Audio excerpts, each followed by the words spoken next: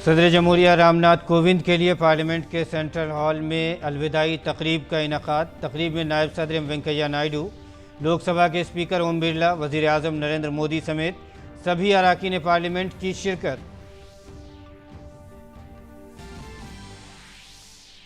दिल्ली हुकूमत की शराब पॉलिसी के खिलाफ बीजेपी का ज़बरदस्त एहतजाज। नायब वज़ीर आला मनीष सिसोदिया के घर के बाहर मुजाहरा। बीजेपी ने की नायब वज़ीर आला के इस्तीफे की मांग। टीचर घपले में ईडी ने मगरबी बंगाल के वजीर पार्थ चैटर्जी को किया गिरफ्तार। पार्थ चैटर्जी को कोलकाता के बैंक शालकोट में किया गया पेश। वजीर की करीबी बताई जा रही अर्पिता मुखर्जी भी ईडी की हिरासत में, पूछताछ जारी।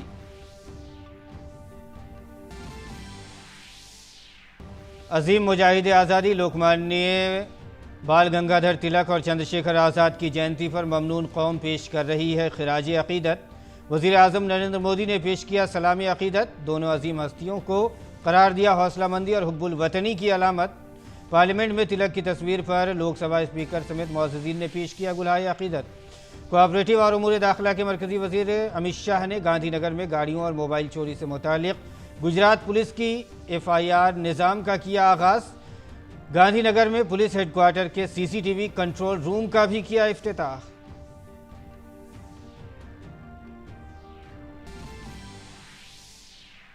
और कौमी यौम नशरियात आज 23 जुलाई 1927 को मुल्क में रेडियो नशरियात का हुआ था आगाज़। भारत के दूर दराज इलाकों में खबरों के साथ तफरीह का आसान जरिया है रेडियो।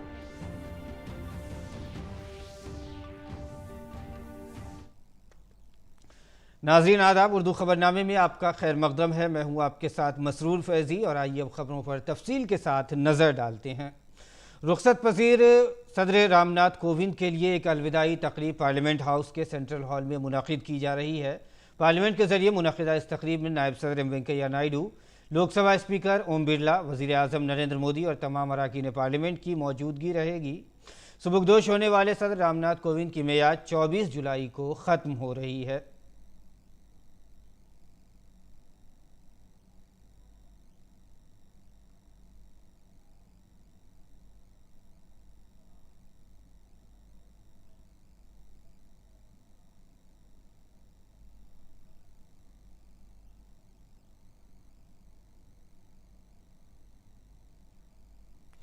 और मरकज़ी वज़ीर स्मृति ईरानी ने कांग्रेस पार्टी के लीडरों के इल्ज़ामात पर जवाबी हमला किया है। स्मृति ईरानी ने कहा कि कांग्रेस पार्टी ने उनकी बेटी पर झूठे इल्ज़ामात लगाए हैं।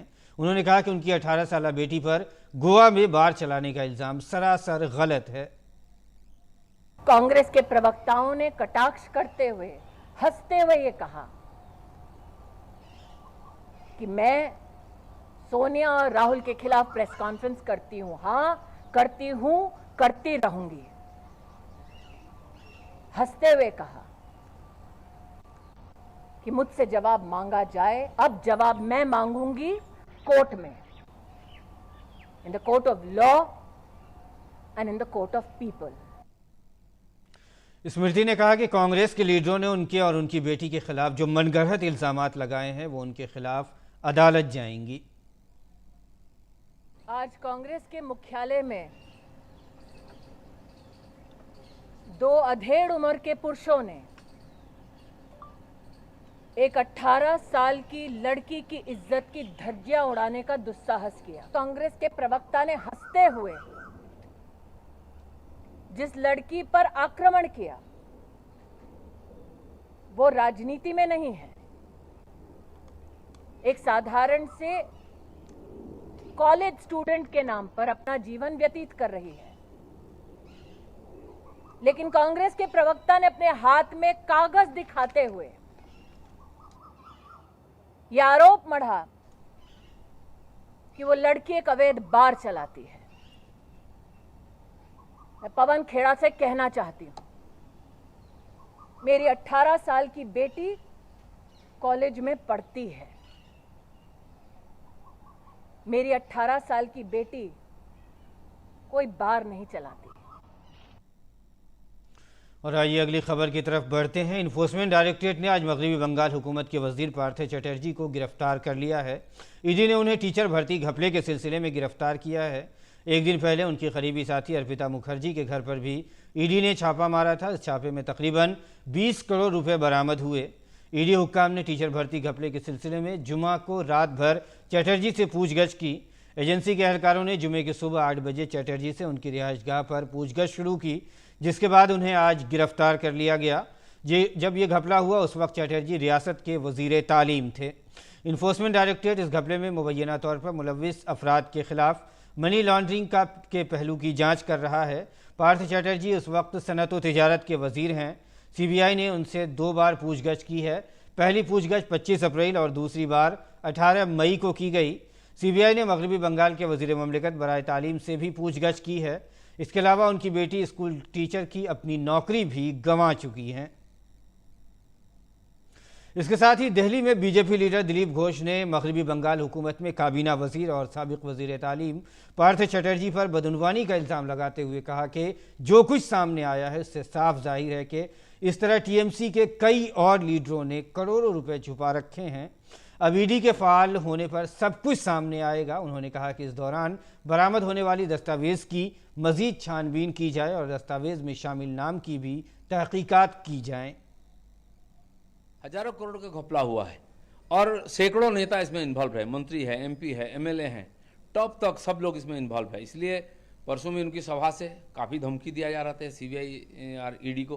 कल भी उनकी एक नेत्री मंत्री बोली कि हमारा कोई और कार्यकर्ता का, नेता का शारीरिक या मानसिक कोई तकलीफ हो तो हम छोड़ेंगे नहीं ईडी सीबीआई को। तो धमकी दे के रोकने का प्रयास किया गया। पहले सीबीआई को रोका गया, अब ईडी गई है। तो जो खुलासा हुआ है ये सामान्य मात्र है। 21 करोड़ रुपया कुछ भी नहीं है। पिछले सप्ताह उनका बहुत popular leader district president Birbhum का अनुव्रत मंडल का जो अंगरक्षक पकड़ा गया, उसके हाथ से 150 करोड़ का प्रॉपर्टी मिला उसके नाम से। तो ऐसे कितने नेता और कितने उनके आसपास के लोग और करोड़ रुपया छुपा के रखे हैं वो सामने आएगा। इसलिए कोई बड़ी बात नहीं है। जो डॉक्यूमेंट्स मिला है मुझे लगता है उसमें और छानबीन होना चाहिए। और बीजेपी लीडर सुमित्र खान ने मगरबी बंगाल के वजीर पार्था चटर्जी के बारे में कहा है कि ये लोग मुल्क के लोगों से मिलने वाले पैसे में घपला करते हैं। दूसरी तरफ वजीर आला ममता बनर्जी कभी भी टीएमसी लीडरों की मीटिंग नहीं बुलाती और कभी भी मरकजी मंसूबों पर अमल नहीं करती हैं। इंतशार और बदनवानी के जरिए ममता हुकूमत ने बंगाल को चोरों की रियासत बना दिया है। ममता बनर्जी को जितने सारे लीडर्स पसंद करते हैं उस लोग को हम मिनती करते हैं, ममता बनर्जी एक चोर हो गया, एक डाकत रानी हो गया। इसको कभी विश्वास मत करिए। ये पश्चिम बंगाल में उसका भतीजा 50,000 करोड़ घटला किया है। कम से कम उसका भतीजा 50,000 करोड़ का मालिक है। आज उसका मंत्री का घर में 21 करोड़ मिला है। भारत का सबसे बड़ा चोर का पार्टी है। और मरकजी वजीर अनुराग सिंह ठाकुर ने दिल्ली के वजीर आला अरविंद केजरीवाल और मगरबी बंगाल की वजीर आला ममता बनर्जी पर तंज करते हुए कहा कि ममता बनर्जी और केजरीवाल में मुकाबला है कि कौन ज़्यादा बदनवानी करता है। उन्होंने कहा कि ममता बनर्जी के दौर में चिटफंड घोटाला, कमीशन, कोयला घोटाला और अब असातिज़ा की तकर्रुरी का घपला हुआ है। ममता बनर्जी करप्शन के रिकॉर्ड तोड़ रही हैं। ममता बनर्जी जी भ्रष्टाचार के रिकॉर्ड तोड़ रहे हैं। ममता बनर्जी और अरविंद केजरीवाल जी में होड़ लगी है कि कौन ज़्यादा करप्शन करता है। केजरीवाल जी ने डिपार्टमेंट कोई नहीं रखा, लेकिन बाकी मंत्रियों को डिपार्टमेंट देकर पूरी खुली छूट दे रखी है लूट करने की। कभी सत्येंद्र जैन तो कभी मनीष सिसोदिया तो कभी कोई और, एक के बाद दूसरा आम आदमी पार्टी का नेता भ्रष्टाचार में डूबा हुआ पाया मिल रहा है। तो ममता बनर्जी जी कहां पीछे रहती। TMC stands for the mountain of corruption. एक भ्रष्टाचार का बड़ा पहाड़, एक अड्डा तृणमूल कांग्रेस बन गई है, उनकी सरकार बन गई है, जहां करोड़ों की लूट होती है। ममता बनर्जी जी मूक दर्शक बनकर चुप रहती हैं। और बीजेपी दिल्ली के नायब वजीर आला और आबकारी के वजीर मनीष सिसोदिया के खिलाफ मुसलसल हमलावर है। दिल्ली बीजेपी यूनिट ने दिल्ली के नई एक्साइज पॉलिसी की सीबीआई से जांच की सिफारिश के बाद नायब वजीर आला मनीष सिसोदिया की रिहाइशगाह के बाहर एहतजाज किया। इस दौरान बीजेपी के दिल्ली यूनिट के सदर आदेश गुप्ता ने मनीष सिसोदिया को बर्खास्त करने का मुतालबा किया।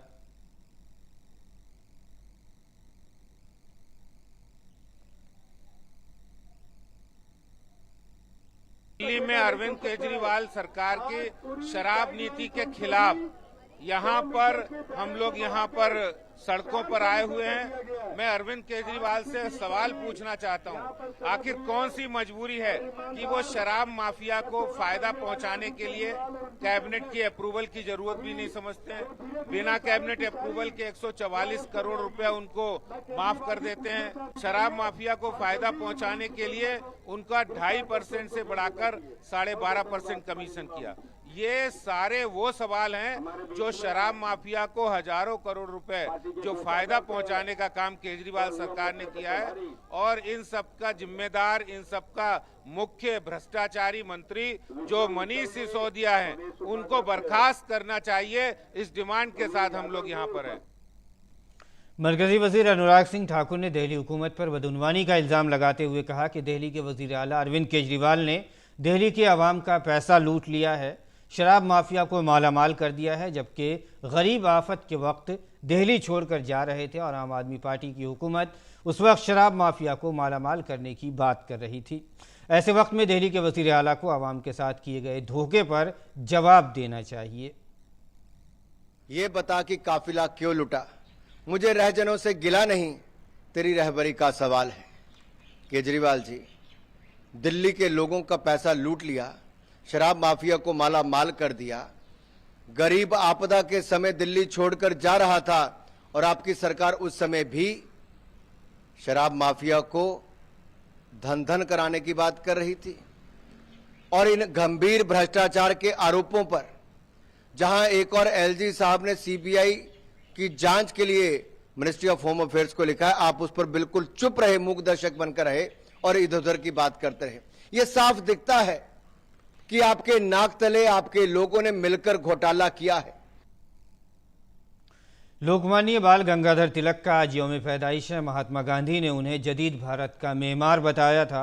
स्वराज्य मेरा पैदाइशी हक है और मैं उसे हासिल करके रहूंगा, ये मशहूर नारा लोकमान्य बाल गंगाधर तिलक ने ही दिया था।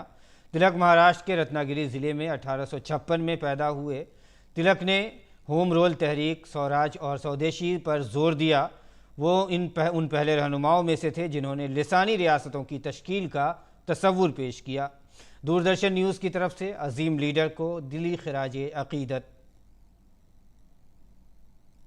पार्लियामेंट के अहाते में अजीम मुजाहिद आज़ादी बाल गंगाधर तिलक की तस्वीर पर लोकसभा स्पीकर ओम बिरला ने गुलहाए अकीदत नजर किए। राज्यसभा में मरकजी वजीर पीयूष गोयल समेत दिगर मुअज़्ज़िज़ अराकीन पार्लियामेंट और लीडरों ने भी बाल गंगाधर तिलक की तस्वीर पर नजराना अकीदत पेश किए।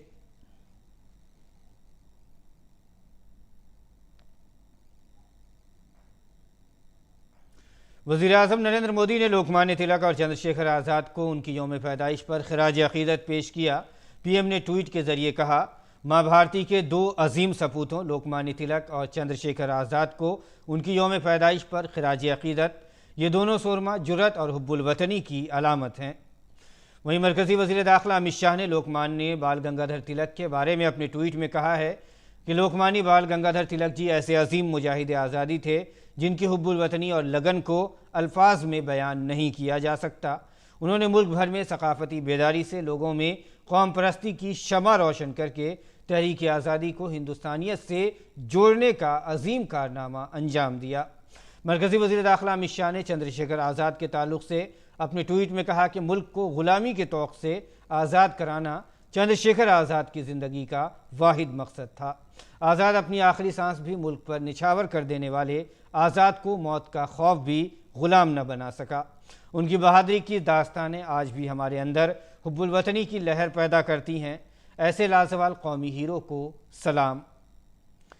और मुल्क भर में आज कौमी यौम नशरियात मनाया जा रहा है। आज ही के दिन 23 जुलाई 1927 को मुल्क में रेडियो नशरियात का आगाज़ हुआ था। रेडियो भारत के दूर दराज इलाकों में ख़बरों के साथ साथ तफरीह का आसान ज़रिया है। इस मौके पर इत्तलात व नशरियात के मरकज़ी वज़ीर अनुराग ठाकुर ने एक प्रोमो लॉन्च किया। और बुलेटिन में आगे बढ़ते हैं। सुप्रीम कोर्ट के चीफ जस्टिस एन.वी. रमन्ना आज झारखंड के दौरे पर हैं। अपने एक रोज़ा दौरे के दौरान चीफ जस्टिस ने वर्चुअल तौर पर डिविजनल कोर्ट चंदेल और गढ़वा के टाउन अंटारी कोर्ट की इमारत का इफ्तिताह किया। इसके अलावा उन्होंने उन बच्चों को स्कॉलरशिप देने वाले प्रोग्राम में शिरकत की जिन्होंने कोरोना के दौरान अपने माँ बाप को खो दिया है। चीफ जस्टिस रांची में मुनक़िद justice S B. Sinha memorial lecture में भी शामिल हुए। उन्होंने एक प्रोग्राम में खिताब के दौरान कहा कि जजों की ज़िंदगी कहने को आसान होता है जबकि ऐसा कहना गलत होगा। When false narratives are created about the supposed easy life led by judges, it is difficult to swallow. People often complain about the long pendency of the cases at all levels of the Indian judicial system. On multiple occasions, I have highlighted the issues leading to the pendencies and backlog. I have been strongly advocating the need to revamp the infrastructure, both physical and personal, to enable the judges to function to their full potential. Madhya Pradesh के वज़ीर आला शिवराज सिंह चौहान ने आज रियासत में पहली मरतबा youth महापंचायत का इनेकाद किया। अपने खिताब में उन्होंने कहा कि मुल्क की आज़ादी में शहीद चंद्रशेखर आज़ाद की कुर्बानियों को कभी फरामोश नहीं किया जा सकता। 2 रोज़ा यूथ महापंचायत में रियासत के नौजवान शामिल हो रहे हैं। शेखर आजाद जी की जयंती है। मैं सोच रहा था ये जयंती कैसे मनाएं। एक, उनके व्यक्तित्व और कृतित्व से आप सब परिचित हो। हम पर कर्जा है ये। कृतज्ञ राष्ट्र आज उनको प्रणाम करता है। एक वेदना, एक टीस जरूर मेरे दिल में है। आजादी के बाद कई वर्षों तक हमें यही पढ़ाया गया कि हिंदुस्तान को आजादी एक खानदान ने दिलाई है। मैं कोई आलोचना के लिए नहीं कह रहा, लेकिन कई वर्षों तक क्रांतिकारियों का योगदान याद ही नहीं किया गया। और मरकजी वज़ीर दाखिला अमित शाह गुजरात के दौरे पर हैं। उन्होंने आज गांधीनगर में पुलिस हेडक्वार्टर के CCTV कंट्रोल रूम का इफ्तिताह किया। यह मरकज़ विश्वास प्रोजेक्ट के तहत गुजरात पुलिस के रियासती सतह का कमांड है और ये कंट्रोल सेंटर त्रिनेत्र के साथ दीगर जदीद तकनीकी सहूलतों से लैस भी है। इस मौके पर वज़ीर दाखिला ने पुलिस अफसरान से खिताब भी किया।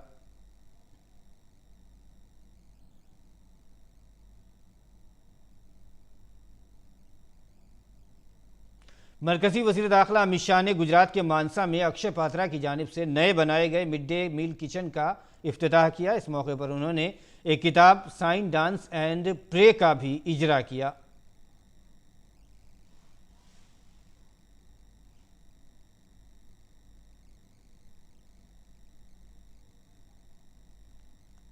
उर्दू अकादमी दिल्ली की जानिब से मुनक़िद होने वाला दिल्ली के बुज़ुर्ग और जवां उम्र कलमकारों का मकबूल तरीन 5 रोज़ा अदबी इज्तिमा नए पुराने चिराग का आज दूसरा दिन है।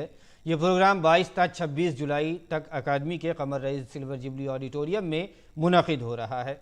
इफ्तिताही इजलास में दिल्ली के क़ुर्ब जवार की सरकर्दा शख्सियात ने शिरकत की। पेश है ये ख़ास रिपोर्ट। नए पुराने चिराग दिल्ली उर्दू अकादमी का मकबूल तरीन प्रोग्राम है। इमसाल इस प्रोग्राम में तकरीबन 500 अदीब, शायर और नक्काद शिरकत कर रहे हैं। पहले 3 दिनों तक ये प्रोग्राम चलता था, लेकिन इसकी ज़बरदस्त मकबूलियत को देखते हुए इसे 5 रोज़ा जश्न में तब्दील कर दिया गया। इसे हम बजा तौर पर 5 रोज़ा जश्न उर्दू कह सकते हैं। प्रोफेसर शहजादा अंजुम ने इफ्तिताही इजलास से खिताब करते हुए उर्दू अकादमी दिल्ली की सरगर्मियों को सराहा। नए पुराने चिराग का जो रिश्ता है और नए पुराने चिराग हैं, ये कौन सा ऐसा इदारा है, कौन सी ऐसी एकेडमी है जहाँ एक साथ लगभग 450-500 अदीब व शायर 4 दिनों तक मुसलसल अपनी तख्लीक़ात या अपने मज़ामीन या अपने निशाइये या खाके या अफसाने सुनाते हों। इसके लिए वाकई दिल्ली उर्दू अकेडमी काबिले मुबारकबाद है। इस मौके पर अकादमी के वाइस चेयरमैन हाजी मोहम्मद ताज ने कहा कि उर्दू अकादमी दिल्ली उर्दू के फ़रोग़ के लिए सरगर्म अमल है और ये अदबी इज्तिमा उसी का एक हिस्सा है। मारूफ सहाफ़ी सुहेल अंजुम ने नए पुराने चिराग में सहाफ़त को शामिल करने पर उर्दू अकादमी दिल्ली की तारीफ़ करते हुए कहा कि इससे उर्दू अदब का दायरा मज़ीद वसी होगा। दिल्ली उर्दू अकेडमी ने उसमें सहाफ़त का भी एक गोशा रखा है। और मैं समझता हूँ जहाँ उर्दू अदब के ताल्लुक़ से बहुत सारी नई बातें सामने आएंगी, बहुत सारे नए गोशे खुलेंगे, नए रुझानात सामने आएंगे, नए लोगों को सुनने और उनको परखने का मौका मिलेगा, असातिज़ा को नए लोगों की इस्लाह, उनकी तरबियत का मौका मिलेगा। वही मैं समझता हूँ सहाफ़त के सिलसिले में भी मुमकिन है कुछ नई बातें सामने आएँ। और सहाफ़त माजी की सहाफ़त क्या थी, आज की सहाफ़त क्या है, क्या मुस्तक़बिल में सहाफ़त ये रहेगी, बचेगी या ख़त्म हो जाएगी, कैसी रहेगी, अगर रहेगी भी तो किस शक्ल में रहेगी, उसका मेयार क्या होगा। मुमकिन है इन तमाम बातों पे रोशनी पड़े। नए पुराने चिराग में दिल्ली की यूनिवर्सिटियों और कॉलेज के तलबा भी मुख्तलिफ मौज़ूआत पर मकाले पेश करते हैं। असातिज़ा इन मकालात पर इज़हार ख़याल करते हैं, जिससे नए लिखने वालों की इस्लाह होती है और साथ ही उनकी हौसला अफजाई भी होती है। ज़रूरत इस बात की है कि मुल्क की दूसरी तमाम एकेडमियाँ नए पुराने चिराग से रोशनी हासिल करें और उर्दू शेर व अदब के दामन को वसी करने में सरगर्म हो। मसरूर फैज़ी की रिपोर्ट, TD न्यूज़, दिल्ली। और आइए बढ़ते हैं अगली खबर की तरफ। अरुणाचल प्रदेश के कोरंग कोमे ज़िले से 13 जुलाई को लापता हुए आसाम के मजदूरों में से 7 का पता लगाकर उन्हें बचा लिया गया है। भारतीय फ़िज़ाइया के हेलीकॉप्टर तलाश और बचाव के काम में मसरूफ़ हैं। उन्हें तिब्बी इमदाद फराहम की गई हैं।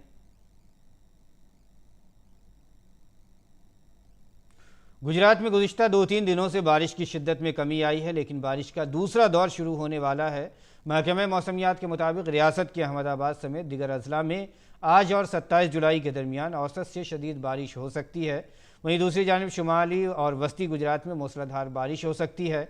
महकमे मौसमियात ने मूसलाधार बारिश के इम्कान के पेश नज़र आज और कल के लिए कच्छ, महसाना, साबरकांठा, अरावली, जामनगर और द्वारका में रेड अलर्ट जारी किया है। वहीं बनासकांठा, पाटन, गांधीनगर, अरावली, सुरेंद्रनगर, मोरबी, पाटन और मोरबी में ऑरेंज अलर्ट जारी किया गया है। इसके अलावा जामनगर, राजकोट, बूटा और अहमदाबाद में येलो अलर्ट जारी किया गया है। बात राजस्थान की करें तो वहाँ पिछले कुछ दिनों से लगातार बारिश हो रही है। बारिश की वजह से धौलपुर में दरियाए चंबल के पानी की सतह बढ़ रही है। इस वक्त दरियाए चंबल में पानी की सतह खतरे के निशान से ऊपर है। उसके साथ ही कोटा, झालावाड़ समेत हडौदी इलाके में शदीद बारिश के बाद कई डैमों के दरवाजे खोल दिए गए हैं। बारिश के बाद कई मकामात पर पानी जमा हो गया है। दूसरी जानिब चंबल नदी के पानी की सतह में इजाफे की वजह से नशेबी देही इलाकों में मुश्किलात में इजाफा हो सकता है। दरियाई चंबल में पानी की सतह बढ़ने के बाद सैलाब कंट्रोल रूम ने नशेबी इलाकों में चौकसी बढ़ा दी है। नशेबी देही इलाकों में पटवारी मुसलसल नज़र रखे हुए हैं। जैसे ही चंबल नदी खतरे के निशान से ऊपर पहुंचेगी, नशेबी इलाके में वाक़ गाँव को खाली करा लिया जाएगा, जिसके लिए इंतज़ामिया ने तैयारियाँ शुरू कर दी हैं। श्रीलंका के दारुल हुकूमत कोलंबो में नए सदर रानिल विक्रमासिंघे ने नई हुकूमत कायम कर दी है। साथ ही फ़ौज ने राजधानी के कई अहम इलाकों से मुजाहिरीन को हटाना शुरू कर दिया है, लेकिन अभी कुछ इलाकों में मुजाहिरीन अब भी डटे हुए हैं। हमारे नामानिगार अमृतपाल सिंह ने दारुल हुकूमत कोलंबो के कुछ ऐसे ही इलाकों का जायज़ा लिया और मुजाहिरीन से बातचीत की। मैं इस वक्त कोलंबो के गोल्फेस ग्रीन्स में हूँ। यहाँ ये जो आप एरिया देख रहे हैं, इसका नाम गोटा गो गामा है, जिसका इनकी भाषा में, सिंगला भाषा में मतलब होता है गोटा गो गांव। ये एक तरह का टेंट सिटी बन गया था, गांव बन गया था, जहाँ प्रोटेस्टर्स रह रहे थे। अब आप देख सकते हैं कि लोगों की तादाद यहाँ कम हो गई है। बृहस्पतिवार और शुक्रवार की रात, जो इंटरवीनिंग रात थी, उस दिन मिलिट्री ने यहाँ क्रैकडाउन किया। श्रीलंकन आर्मी, श्रीलंकन पुलिस और STF जो कि स्पेशल टास्क फोर्स है, इनकी पैरामिलिट्री फोर्स है, रात के करीब 1:30 बजे लोगों पर यहाँ अटैक किया। इनके टेंट उखाड़ दिए गए, लोगों को फोर्सेबली यहाँ से हटाया गया, पर कुछ ही लोग यहाँ बचे हैं। अगर मैं अपने कैमरा पर्सन को कहूँ कि ये एक लाइब्रेरी इन्होंने सेटअप की थी। इस लाइब्रेरी में बच्चे आते थे, तमाम एक्टिविटीज़ होती थी। उधर एक गौमा कॉलेज है जहाँ बच्चे पढ़ा करते थे, पर अब आप देख सकते हैं बहुत ही कम आंदोलनकारी रह गए हैं जो यहाँ हैं। That afternoon we clearly told them, we clearly addressed them that we are going to withdraw. We attacked after we clearly mentioned that we're going to withdraw. So they did by knowing that we're going to withdraw. So they can't say that they don't know. I was hit by a cane, a chain type cane, I think, iron cane. He couldn't stand, he can't like walk by himself, he needs to get in the supports. Until we get that system changed, we will be stay here and we'll be keep going. When you looked at the event from April to May to the 9th of July, there were only a handful of protesters who were based here. Rest of the group of civilians came from all over the country. I think that revolution has to happen in the country. It's not about, and I can emphasize this, it's not about the ex-president, which is Gotabaya. It's not about Ranil. It's not about who's going to come into the top job. We've got massive issues in terms of executive presidency, right? And whoever is going to sit on that seat will execute an insensible person who sit on that seat with that X amount of power. It's going to do what has happened about 2 days ago. So I think the system that has to change. Look, I'm very disappointed myself to see that the president has taken such a step to actually bring in forces, exclamation mark, forces to actually manhandle our people in such a way who were peacefully protesting. Doesn't matter whether someone was peacefully protesting or not, you shouldn't be handling the humans in a way that it got handled on that night. And this is not the first time in this country. This country has repeated this mistake over and over again. जितने ये आंदोलनकारी हैं ये कह रहे हैं कि हम यहाँ जमे रहेंगे जब तक रनिल विक्रमसिंघे की सरकार इस्तीफा नहीं देती। ये क्या हो पाएगा ये आने वाले दिनों में देखना होगा। कैमरामैन संजय जैना के साथ अमृतपाल सिंह, डीडी न्यूज़, कोलंबो। और आइए कुछ बैनुल-अक़वामी और ख़बरों पर नज़र डालते हैं। रूस और यूक्रेन के दरमियान जारी तनाज़ा और फायरिंग के दरमियान एक अच्छी खबर सामने आई है। यूक्रेन और रूस ने बहर अस्वद की बंदरगाह पर फंसे हुए हज़ारों टन अनाज को बरामद करने के लिए अक़वाम मुत्तहिदा की मदद से एक मुआहदे पर दस्तखत किए हैं। इस मुआहदे से खुराक के आलमी बहरान से निमटने में मदद मिलेगी। अक़वाम मुत्तहिदा के सेक्रेटरी जनरल एंटोनियो गुतरेज़ ने कई महीनों की कशीदा बातचीत के बाद इस्तंबुल मुआहदे में कलीदी किरदार अदा किया। इस मौके पर यूक्रेन के नुमाइंदे भी मौजूद थे। गुतरेज़ ने कहा कि इससे यूक्रेन से आलमी इक़्तिसादी और खुराक के बहरान का सामना करने वाले ममालिक को अनाज की काफ़ी मकदार में बरामदात का रास्ता खुल जाएगा। यूक्रेन बहर अस्वद के ज़रिए अनाज की बरामदात दोबारा शुरू करना चाहता है। तकरीबन 200 मिलियन टन यूक्रेन का अनाज उड़ीसा में बरामद के लिए फंसा हुआ है। और नाज़रीन, इसके साथ ही उर्दू खबरनामा इख्तिताम को पहुँचता है। फ़िलहाल इजाज़त दीजिए। आदाब।